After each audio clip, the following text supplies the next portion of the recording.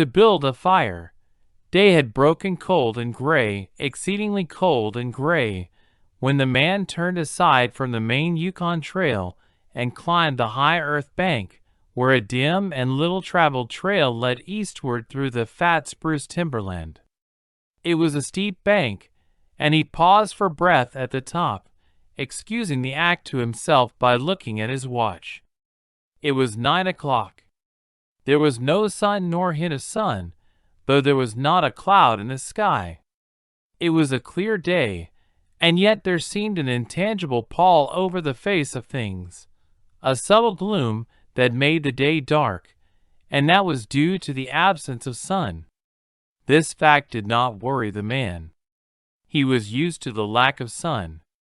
It had been days since he had seen the sun, and he knew that a few more days must pass before that cheerful orb, due south, would just peep above the sky line and dip immediately from view. The man flung a look back along the way he had come. The Yukon lay a mile wide and hidden under 3 feet of ice. On top of this ice were as many feet of snow. It was all pure white, rolling in gentle undulations where the ice jams of the freeze-up had formed. North and south, as far as his eye could see, it was unbroken white, save for a dark hairline that curved and twisted from around the spruce-covered island to the south, and that curved and twisted away into the north, where it disappeared behind another spruce-covered island. This dark hairline was the main trail that led south 500 miles to the Chilkoot Pass, Daya, and Salt Water, and that led north 70 miles to Dawson, and still on to the north 1,000 miles to Nulato, and finally to St. Michael on Bering Sea, 1,000 miles, and half 1,000 more. But all this, the mysterious, far-reaching hairline trail, the absence of sun from the sky, the tremendous cold, and the strangeness and weirdness of it all made no impression on the man. It was not because he was long used to it. He was a newcomer in the land, a Chechaquo, and this was his first winter. The trouble with him was that he was without imagination. He was quick and alert in the things of life, but only in the things, and not in the significances. 50 degrees below zero meant 80-odd degrees of frost. Such fact impressed him as being cold and uncomfortable, and that was all. It did not lead him to meditate upon his frailty as a creature of temperature, and upon man's frailty in general. Able only to live within certain narrow limits of heat and cold, and from there on it did not lead him to the conjectural field of immortality and man's place in the universe. 50 degrees below zero stood for a bite of frost that hurt, and that must be guarded against by the use of mittens, ear flaps, warm moccasins, and thick socks.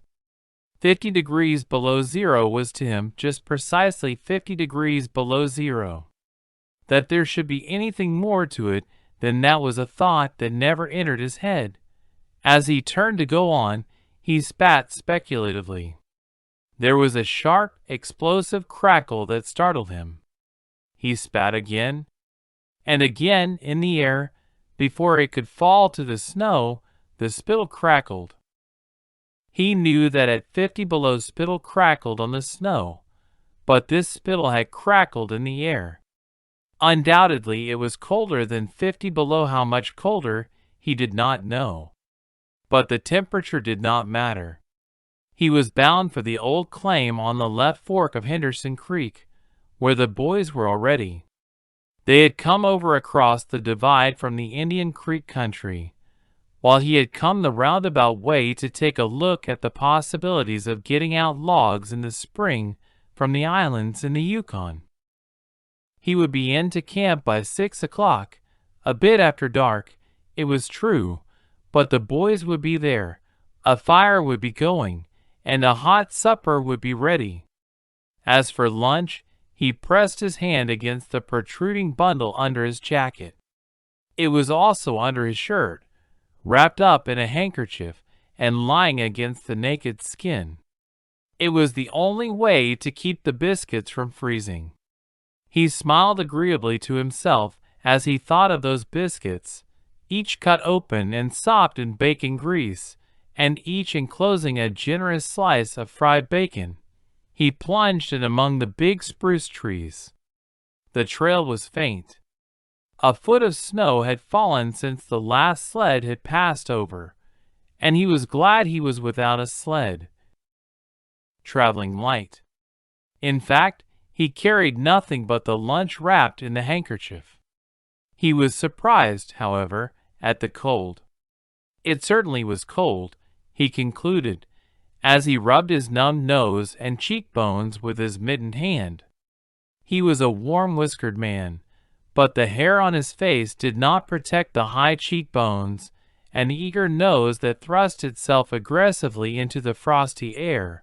At the man's heels trotted a dog, a big native husky, the proper wolf dog, gray-coated and without any visible or temperamental difference from its brother, the wild wolf. The animal was depressed by the tremendous cold. It knew that it was no time for traveling.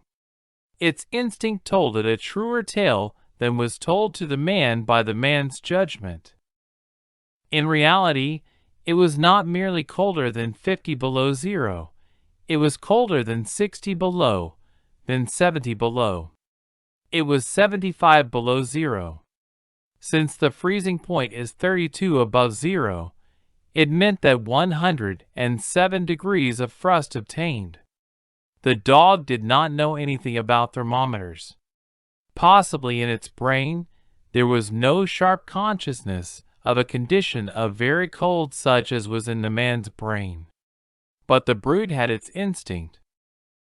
It experienced a vague but menacing apprehension that subdued it, and made it slink along at the man's heels, and that made it question eagerly every unwanted movement of the man as if expecting him to go into camp or to seek shelter somewhere and build a fire. The dog had learned fire, and it wanted fire, or else to burrow under the snow and cuddle its warmth away from the air. The frozen moisture of its breathing had settled on its fur in a fine powder of frost, and especially were its jowls, muzzle, and eyelashes whitened by its crystal breath. The man's red beard and mustache were likewise frosted, but more solidly, the deposit taking the form of ice and increasing with every warm, moist breath he exhaled. Also, the man was chewing tobacco, and the muzzle of ice held his lips so rigidly that he was unable to clear his chin when he expelled the juice. The result was that a crystal beard of the color and solidity of amber was increasing its length on his chin. If he fell down it would shatter itself, like glass, into brittle fragments. But he did not mind the appendage. It was the penalty all tobacco chewers paid in that country, and he had been out before in 2 cold snaps. They had not been so cold as this, he knew, but by the spirit thermometer at 60 mile, he knew they had been registered at 50 below and at 55. He held on through the level stretch of woods for several miles, crossed a wide flat of niggerheads, and dropped down a bank to the frozen bed of a small stream. This was Henderson Creek, and he knew he was 10 miles from the forks. He looked at his watch. It was 10 o'clock. He was making 4 miles an hour, and he calculated that he would arrive at the forks at 12:30. He decided to celebrate that event by eating his lunch there.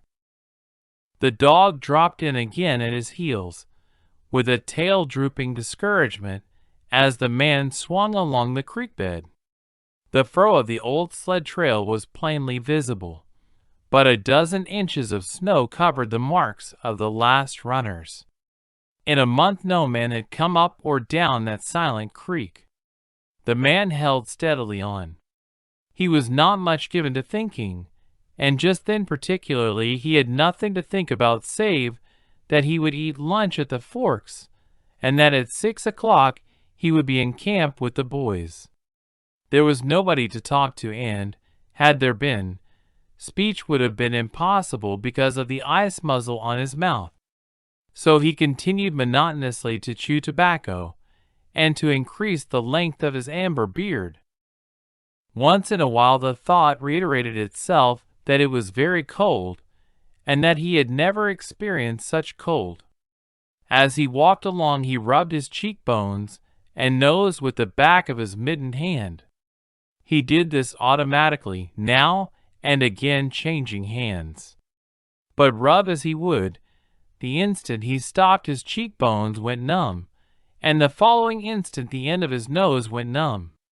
He was sure to frost his cheeks, he knew that, and experienced a pang of regret that he had not devised a nose strap of the sort Bud wore in cold snaps. Such a strap passed across the cheeks, as well, and saved them. But it didn't matter much, after all. What were frosted cheeks? A bit painful, that was all.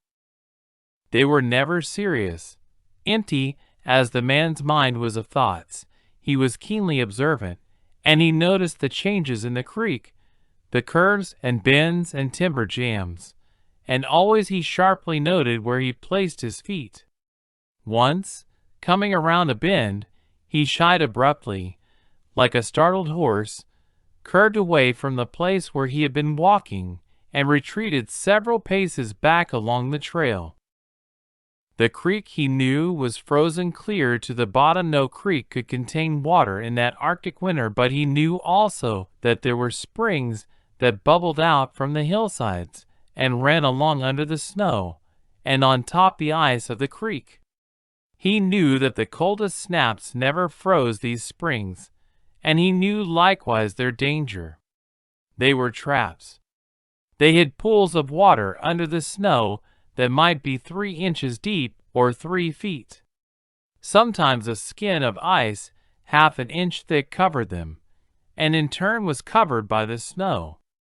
Sometimes there were alternate layers of water and ice skin, so that when one broke through he kept on breaking through for a while, sometimes weighing himself to the waist. That was why he had shied in such panic. He had felt the give under his feet, and heard the crackle of a snow-hidden ice skin. And to get his feet wet in such a temperature meant trouble and danger. At the very least it meant delay, for he would be forced to stop and build a fire, and under its protection to bare his feet while he dried his socks and moccasins. He stood and studied the creek bed and its banks, and decided that the flow of water came from the right.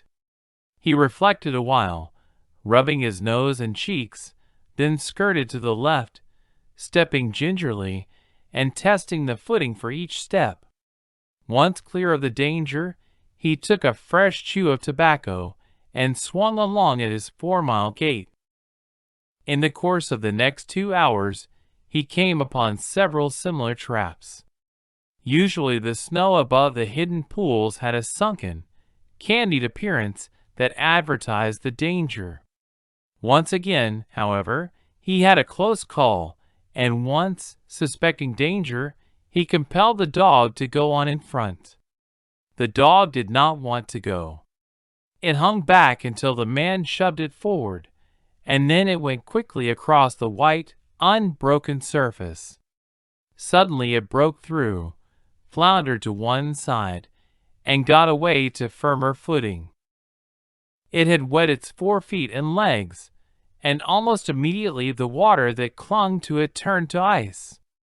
It made quick efforts to lick the ice off its legs, then dropped down in the snow and began to bite out the ice that had formed between the toes.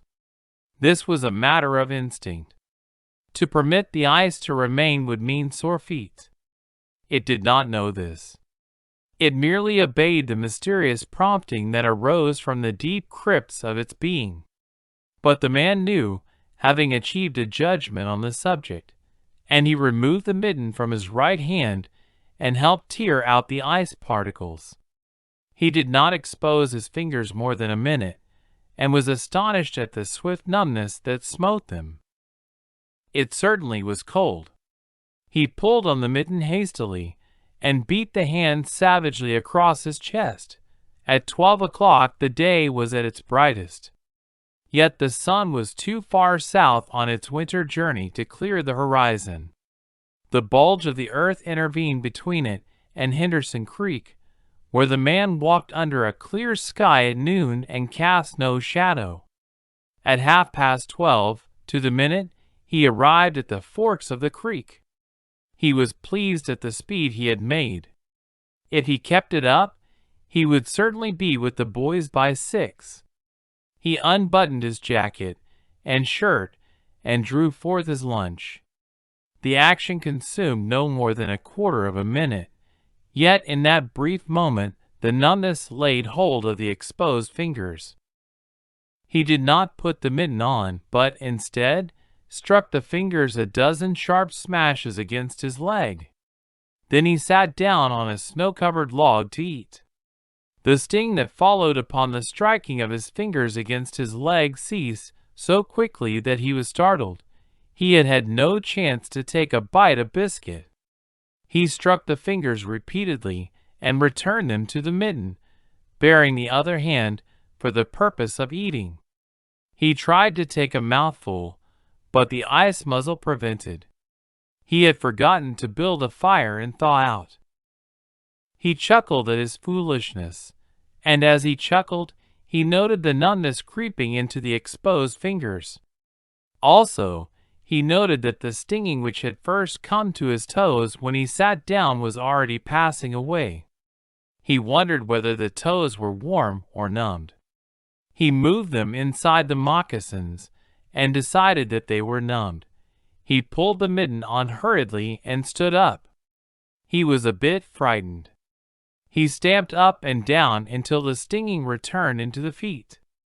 It certainly was cold, was his thought.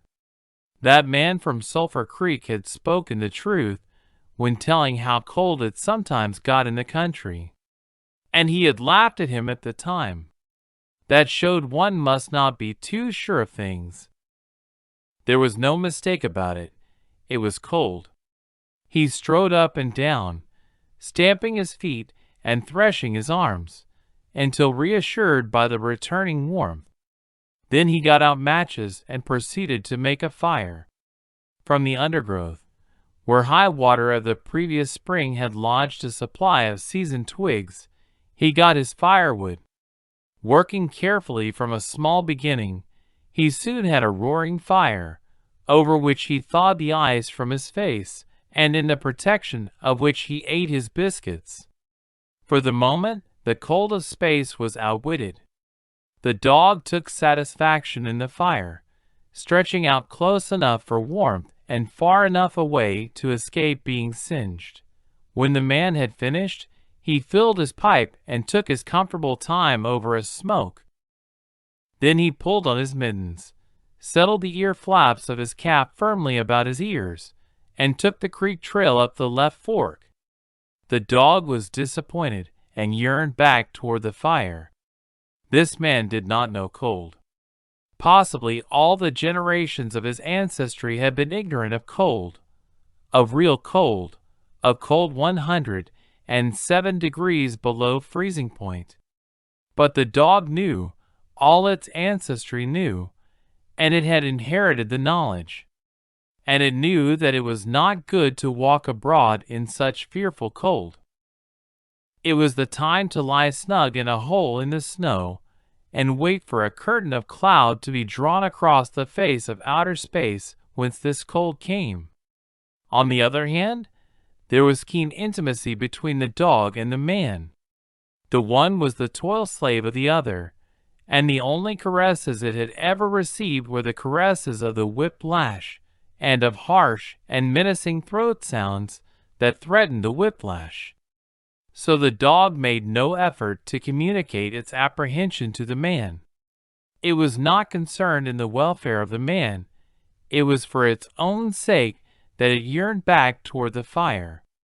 But the man whistled, and spoke to it with the sound of whiplashes, and the dog swung in at the man's heels and followed after.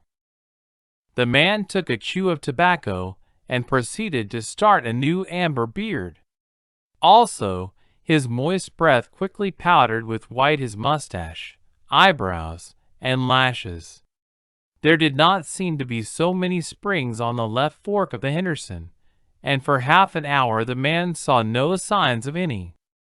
And then it happened. At a place where there were no signs, where the soft, unbroken snow seemed to advertise solidity beneath, the man broke through. It was not deep. He wetted himself halfway to the knees before he floundered out to the firm crust. He was angry and cursed his luck aloud. He had hoped to get into camp with the boys at 6 o'clock, and this would delay him an hour, for he would have to build a fire and dry out his footgear. This was imperative at that low temperature. He knew that much, and he turned aside to the bank, which he climbed.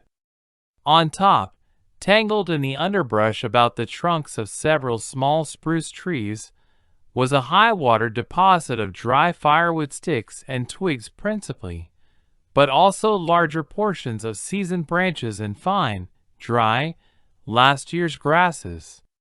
He threw down several large pieces on top of the snow. This served for a foundation, and prevented the young flame from drowning itself in the snow it otherwise would melt. The flame he got by touching a match to a small shred of birch bark that he took from his pocket.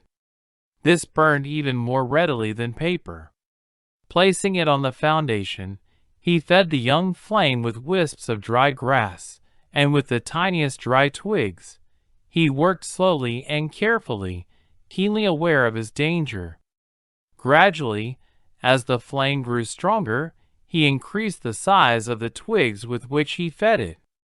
He squatted in the snow, pulling the twigs out from their entanglement in the brush and feeding directly to the flame. He knew there must be no failure. When it is 75 below zero, a man must not fail in his first attempt to build a fire, that is, if his feet are wet. If his feet are dry, and he fails, he can run along the trail for half a mile and restore his circulation. But the circulation of wet and freezing feet cannot be restored by running when it is 75 below. No matter how fast he runs, the wet feet will freeze the harder. All this the man knew. The old-timer on Sulphur Creek had told him about it the previous fall, and now he was appreciating the advice. Already all sensation had gone out of his feet. To build the fire, he had been forced to remove his mittens, and the fingers had quickly gone numb. His pace of 4 miles an hour had kept his heart pumping blood to the surface of his body, and to all the extremities. But the instant he stopped, the action of the pump eased down. The cold of space smote the unprotected tip of the planet, and he, being on that unprotected tip, received the full force of the blow. The blood of his body recoiled before it. The blood was alive, like the dog, and like the dog it wanted to hide away and cover itself up from the fearful cold. So long as he walked 4 miles an hour, he pumped that blood, willy-nilly, to the surface, but now it ebbed away and sank down into the recesses of his body. The extremities were the first to feel its absence.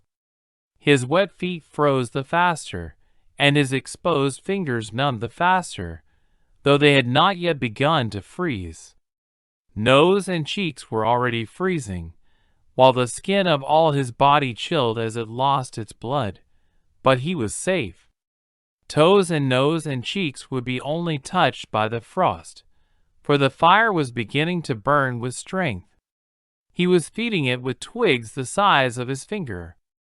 In another minute, he would be able to feed it with branches the size of his wrist, and then he could remove his wet footgear, and, while it dried, he could keep his naked feet warm by the fire, rubbing them at first, of course, with snow.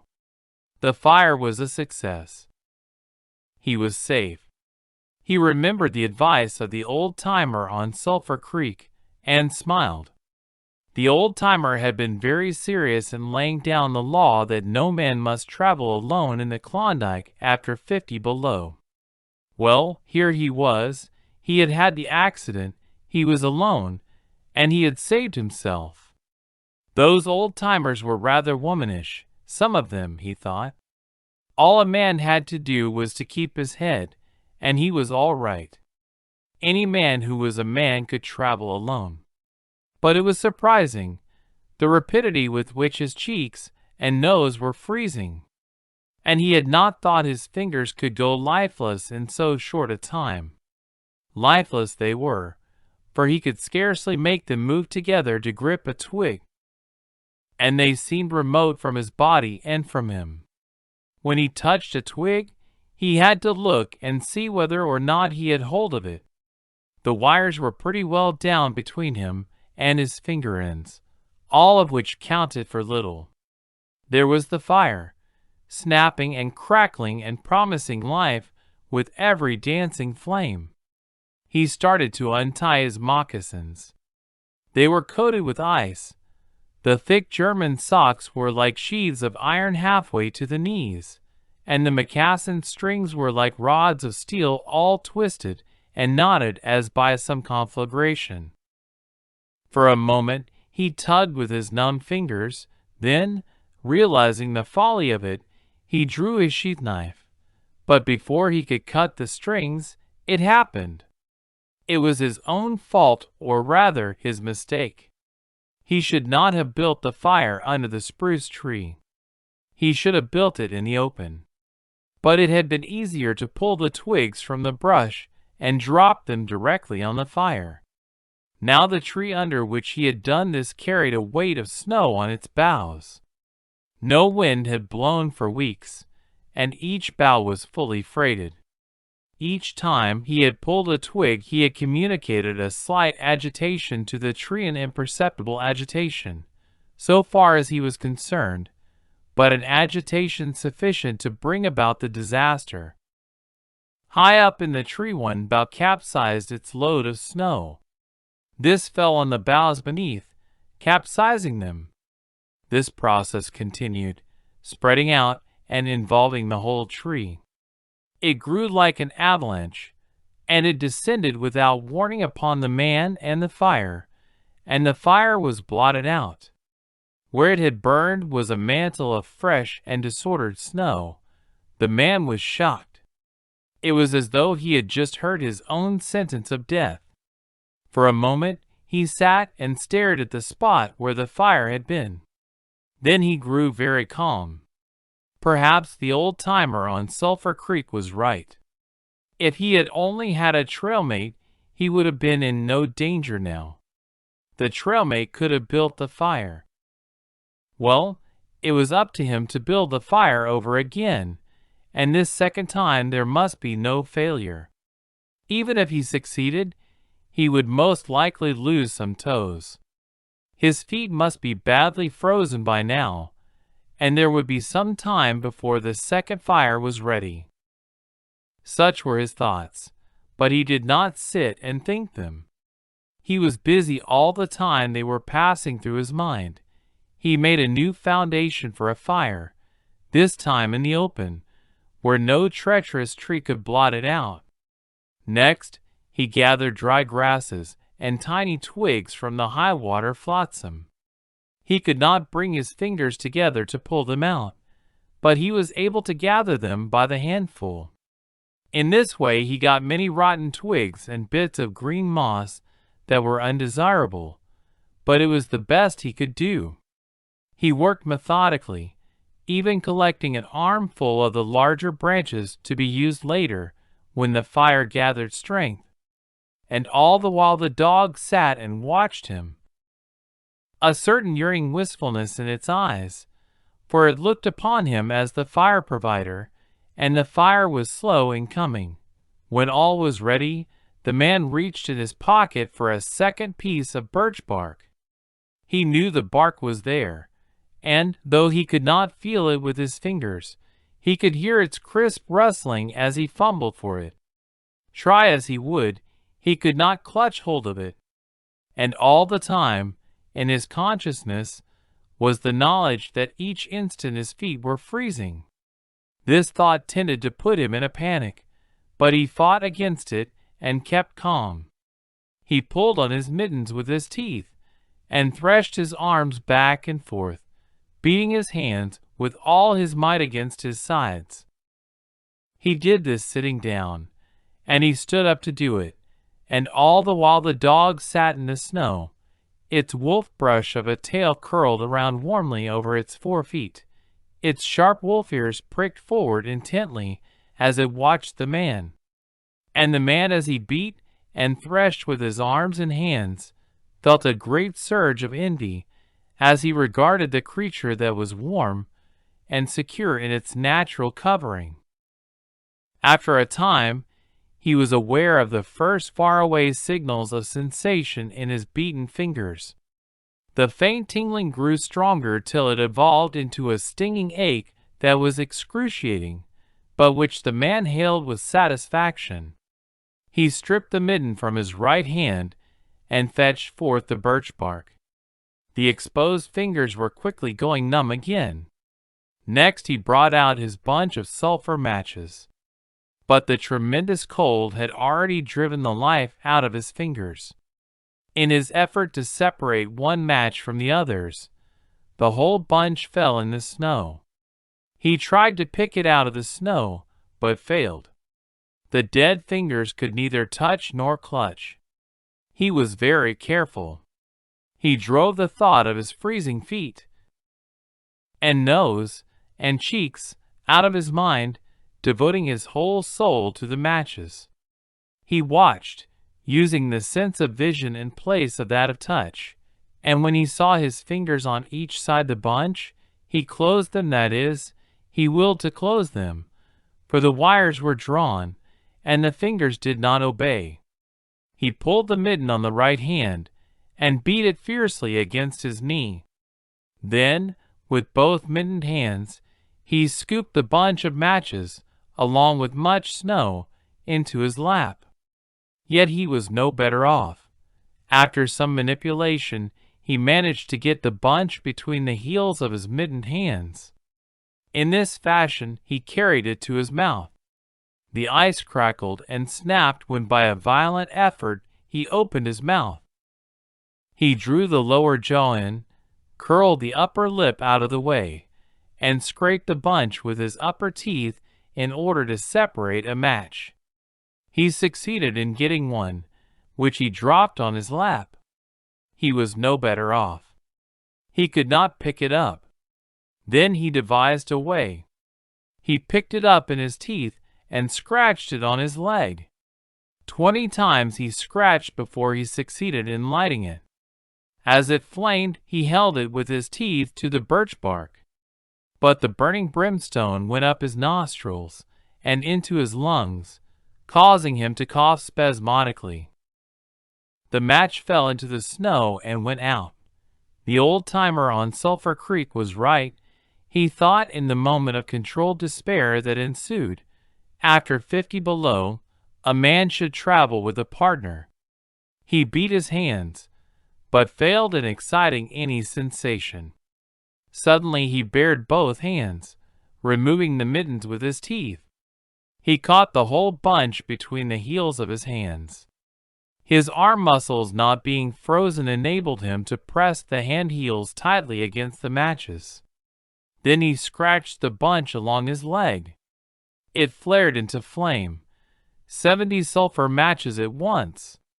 There was no wind to blow them out. He kept his head to one side to escape the strangling fumes, and held the blazing bunch to the birch bark. As he so held it, he became aware of sensation in his hand. His flesh was burning. He could smell it. Deep down below the surface, he could feel it. The sensation developed into pain that grew acute. And still he endured it, holding the flame of the matches clumsily to the bark that would not light readily because his own burning hands were in the way, absorbing most of the flame. At last, when he could endure no more, he jerked his hands apart. The blazing matches fell sizzling into the snow, but the birch bark was alight. He began laying dry grasses and the tiniest twigs on the flame. He could not pick and choose, for he had to lift the fuel between the heels of his hands. Small pieces of rotten wood and green moss clung to the twigs, and he bit them off as well as he could with his teeth. He cherished the flame carefully and awkwardly. It meant life, and it must not perish. The withdrawal of blood from the surface of his body now made him begin to shiver, and he grew more awkward. A large piece of green moss fell squarely on the little fire. He tried to poke it out with his fingers, but his shivering frame made him poke too far, and he disrupted the nucleus of the little fire, the burning grasses and tiny twigs separating and scattering. He tried to poke them together again, but in spite of the tenseness of the effort, his shivering got away with him, and the twigs were hopelessly scattered. Each twig gushed a puff of smoke and went out. The fire provider had failed. As he looked apathetically about him, his eyes chanced on the dog, sitting across the ruins of the fire from him, in the snow, making restless, hunching movements, slightly lifting one forefoot and then the other, shifting its weight back and forth on them with wistful eagerness. The sight of the dog put a wild idea into his head. He remembered the tale of the man, caught in a blizzard, who killed a steer and crawled inside the carcass, and so was saved. He would kill the dog and bury his hands in the warm body until the numbness went out of them. Then he could build another fire. He spoke to the dog, calling it to him, but in his voice was a strange note of fear that frightened the animal, who had never known the man to speak in such way before. Something was the matter, and its suspicious nature sensed danger. It knew not what danger, but somewhere, somehow, in its brain arose an apprehension of the man. It flattened its ears down at the sound of the man's voice, and its restless, hunching movements and the liftings and shiftings of its forefeet became more pronounced, but it would not come to the man. He got on his hands and knees and crawled toward the dog. This unusual posture again excited suspicion, and the animal sidled mincingly away. The man sat up in the snow for a moment and struggled for calmness. Then he pulled on his mittens, by means of his teeth, and got upon his feet. He glanced down at first in order to assure himself that he was really standing up, for the absence of sensation in his feet left him unrelated to the earth. His erect position in itself started to drive the webs of suspicion from the dog's mind. And when he spoke peremptorily, with the sound of whiplashes in his voice, the dog rendered its customary allegiance and came to him. As it came within reaching distance, the man lost his control. His arms flashed out to the dog, and he experienced genuine surprise when he discovered that his hands could not clutch, that there was neither bend nor feeling in the lingers. He had forgotten for the moment that they were frozen and that they were freezing more and more. All this happened quickly, and before the animal could get away, he encircled its body with his arms. He sat down in the snow, and in this fashion held the dog, while it snarled and whined and struggled, but it was all he could do. Hold its body encircled in his arms, and sit there. He realized that he could not kill the dog. There was no way to do it. With his helpless hands he could neither draw nor hold his sheath knife nor throttle the animal. He released it, and it plunged wildly away, with tail between its legs, and still snarling. It halted 40 feet away and surveyed him curiously, with ears sharply pricked forward. The man looked down at his hands in order to locate them, and found them hanging on the ends of his arms. It struck him as curious that one should have to use his eyes in order to find out where his hands were. He began threshing his arms back and forth, beating the mittened hands against his sides. He did this for 5 minutes, violently, and his heart pumped enough blood up to the surface to put a stop to his shivering. But no sensation was aroused in the hands. He had an impression that they hung like weights on the ends of his arms, but when he tried to run the impression down, he could not find it. A certain fear of death, dull and oppressive, came to him. This fear quickly became poignant as he realized that it was no longer a mere matter of freezing his fingers and toes, or of losing his hands and feet, but that it was a matter of life and death with the chances against him. This threw him into a panic, and he turned and ran up the creek bed along the old, dim trail. The dog joined in behind and kept up with him. He ran blindly, without intention, in fear such as he had never known in his life.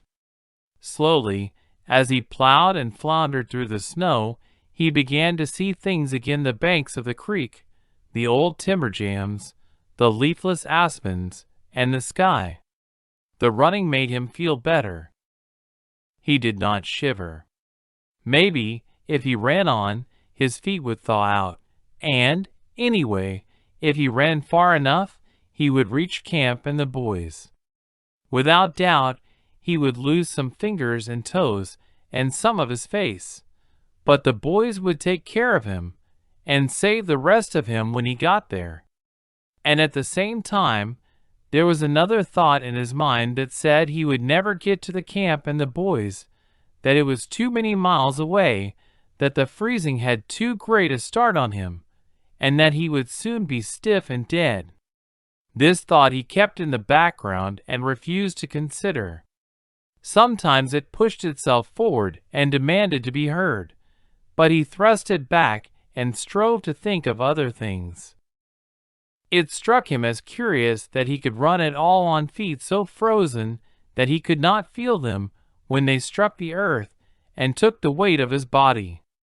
He seemed to himself to skim along above the surface, and to have no connection with the earth. Somewhere he had once seen a winged Mercury, and he wondered if Mercury felt as he felt when skimming over the earth. His theory of running until he reached camp and the boys had one flaw in it: he lacked the endurance. Several times he stumbled, and finally he tottered, crumpled up, and fell. When he tried to rise, he failed. He must sit and rest, he decided, and next time he would merely walk and keep on going. As he sat and regained his breath, he noted that he was feeling quite warm and comfortable. He was not shivering, and it even seemed that a warm glow had come to his chest and trunk. And yet, when he touched his nose or cheeks, there was no sensation. Running would not thaw them out, nor would it thaw out his hands and feet. Then the thought came to him that the frozen portions of his body must be extending. He tried to keep this thought down, to forget it, to think of something else. He was aware of the panicky feeling that it caused, and he was afraid of the panic. But the thought asserted itself, and persisted, until it produced a vision of his body totally frozen. This was too much, and he made another wild run along the trail. Once he slowed down to a walk, but the thought of the freezing extending itself made him run again, and all the time the dog ran with him, at his heels.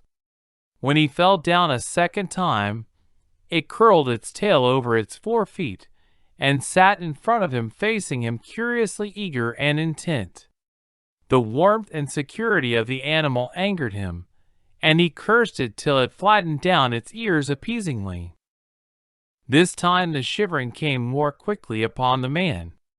he was losing in his battle with the frost. It was creeping into his body from all sides. The thought of it drove him on, but he ran no more than 100 feet, when he staggered and pitched headlong. It was his last panic. When he had recovered his breath and control, he sat up and entertained in his mind the conception of meeting death with dignity.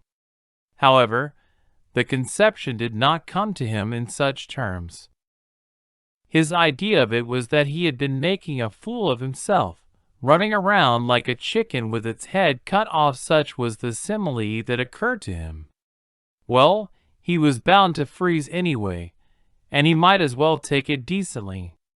With this newfound peace of mind came the first glimmerings of drowsiness. A good idea, he thought, to sleep off to death. It was like taking an anesthetic. Freezing was not so bad as people thought. There were lots worse ways to die. He pictured the boys finding his body next day. Suddenly he found himself with them, coming along the trail and looking for himself. And still with them, he came around a turn in the trail and found himself lying in the snow.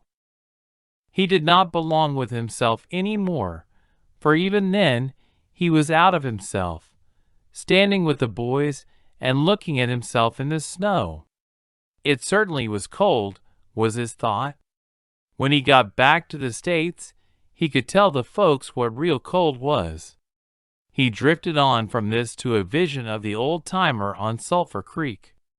He could see him quite clearly, warm and comfortable, and smoking a pipe.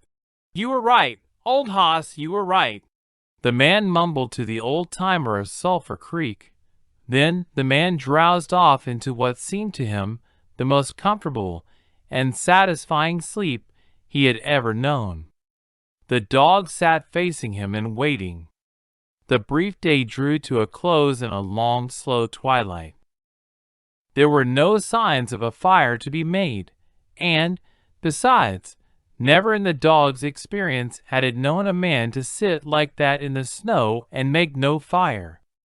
As the twilight drew on, its eager yearning for the fire mastered it, and with a great lifting and shifting of 4 feet, it whined softly, then flattened its ears down in anticipation of being chidden by the man.